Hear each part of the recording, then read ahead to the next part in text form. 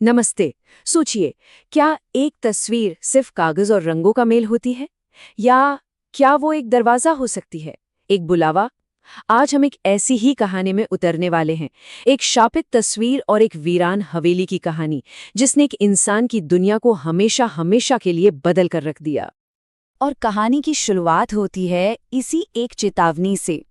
एक बूढ़ा दुकानदार है जो हमारे मेन कैरेक्टर रोहन को उसे रोक रहा है।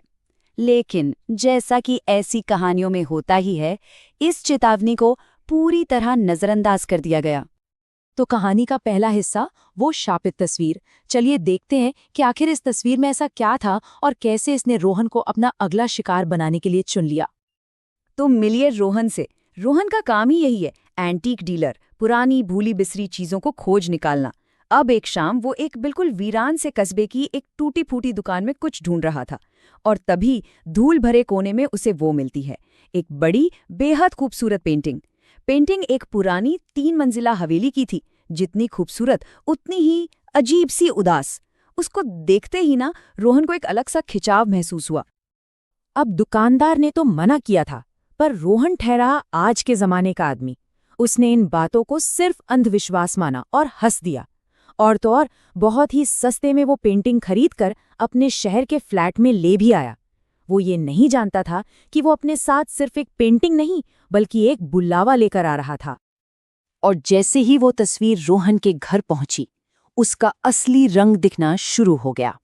अब ये सिर्फ दीवार पे टंगी एक तस्वीर नहीं थी। नहीं, हवेली ने अपना बुलावा भेजना शुरू कर दिया था। तो पहली रात, आधी रात को अचानक रोहन की आंख खुलती है, और वो क्या देखता है कि पेंटिंग से एक अजीब सी नीली रोशनी निकल रही है।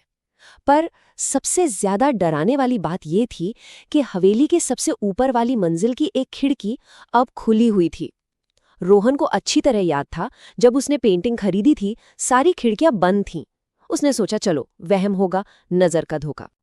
लेकिन अगली रात मामला और भी ज्यादा संगीन हो गया। आधी रात के वक्त रोहन को किसी के धीमे धीमे रोने की, सिसकने की आवाज सुनाई दी। और आवाज बिल्कुल उसी कोने से आ रही थी जहां वो तस्वीर टंगी थी। हिम्मत करके जब रोहन ने तस्वीर की तरफ देखा, तो सच में उसके होश उड़ गए।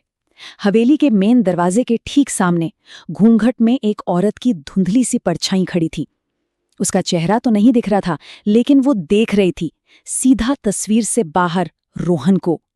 और जैसे ही रोहन ने कांपते हाथों से लाइट जलाई, वो परछाई गायब। नहीं, अब ये वहम नहीं हो सकता था।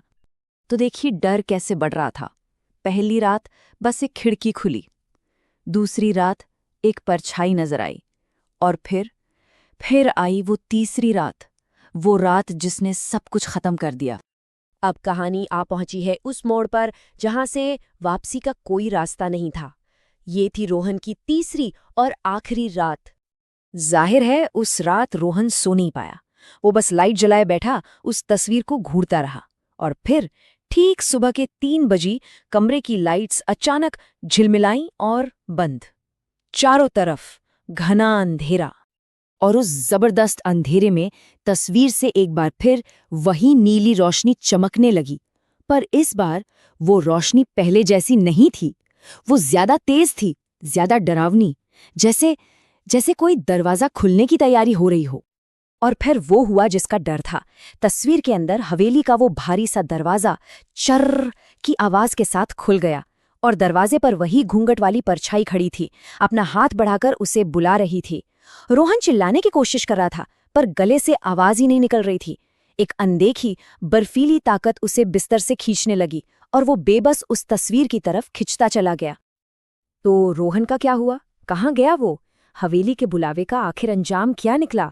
चलिए देखते हैं इस कहानी का सबसे आखिरी और सबसे खौफनाक हिस्सा। अगली सुबह जब नौकर कमरे में आया, तो सब कुछ एकदम शांत था। बिस्तर खाली पड़ा था, रोहन कहीं नहीं था। कमरा बिल्कुल वैसा ही था मानो रात में वहां कुछ हुआ ही ना हो। सवाल वही है, आखिर रोहन गया कहाँ? क्या वो इतना डर गया कि भाग गया, या फिर उसके साथ कुछ और ही हुआ? इसका जवाब कहीं बाहर नहीं था।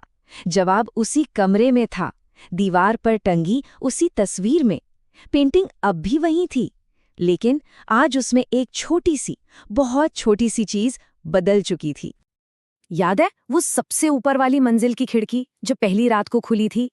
हाँ, अब उस खिड़की में एक इंसानी अक्स खड़ा था, एकदम स्थिर, बिना हिले डुले, बस खाली खाली आंखों से बाहर की तरफ घूरता हुआ। वो रोहन था। अब वो हमेशा के लिए उस तस्वीर का, उस हवेली का हिस्सा बन चुका था। कैद उसी चीज में जिसे उसने सिर्फ एक मामूली सी पेंटिंग समझकर खरीदा था। कहानी तो यहाँ खत्म हो जाती है, पर अपने पीछे एक बहुत ही डरावना सवाल छोड़ जाती है। रोहन, वो तो तस्वीर में कैद हो गया, पर अब जब खिड़की पर एक नया कैदी आ चुका है, तो हवेली अब अगला इंतजार किसका कर रही है?